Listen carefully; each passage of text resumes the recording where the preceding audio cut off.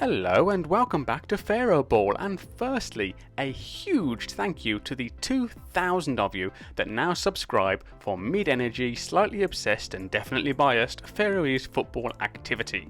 As a population, Faroe Ball is now the 4th biggest town in the Faroe Islands, edging out Argia with its measly 1,900 residents.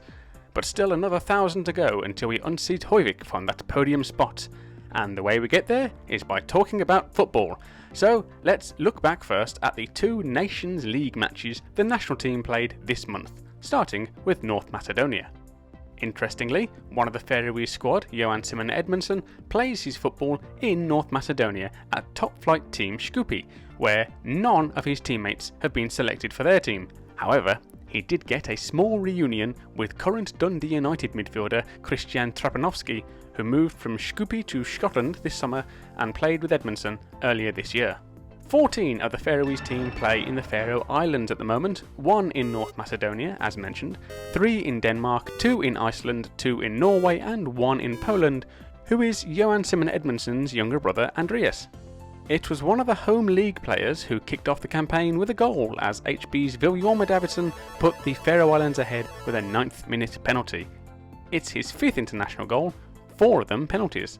But the penalty spot giveth, the penalty spot taketh away, as Trabzonspor midfielder Enes Bardi scored a penalty of his own to tie the game, and that's how it would end.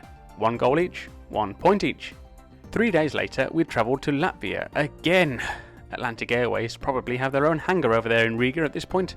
The Faroe Islands absorbed the pressure until Renars Varslavens put Latvia in front just after the hour.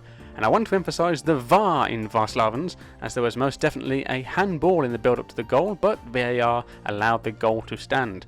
I told you I was biased. The Faroese could not score an equaliser by foot or by hand and went home defeated 1-0.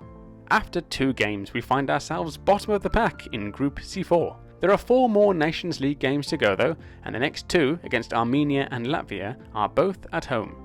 Should Clement Olsen find the net in either of these games, he will become the outright record top scorer for the national team, currently sitting on 10. Johan Simon Edmundsson is only a hat-trick away from also being top scorer for the country. Right, just a quick nip back to the league now, where there are, for most teams, 6 games to go. The huge news was that finally, at the 21st time of asking, ÖIF have won a game of football. And it was the most amazing of circumstances against title challengers HB no less. 1-0 down in the 88th minute, ÖIF equalised and secured a point, but in the 8th minute of injury time, HB goalkeeper Rasmus Nilsson had his clearance charged down by Buggy Peterson, and HB's title hopes trickled away from them. This result did not do much in ÖIF's plight to avoid the drop, but was a bomb to HB's championship hopes as it launched Vojinga into a 9-point lead. Important to note, they still have to play Klaksvik and HB, but they're looking super favourites for the title at this point. And speaking of Klaksvik, a quick mention of them in Europe, because they're not anymore. They lost their tie to HJK in heartbreaking fashion as they conceded 2 goals in injury time to lose 2-1 on the night, 4-3 on aggregate. They once again got the furthest out of our teams, but couldn't make it to a group this time. Next year. Right, you're all up to date. Thank you for 2,000 subscribers. This script is 3,000 characters long, so you are welcome to pick any letter from this video and claim it as your own.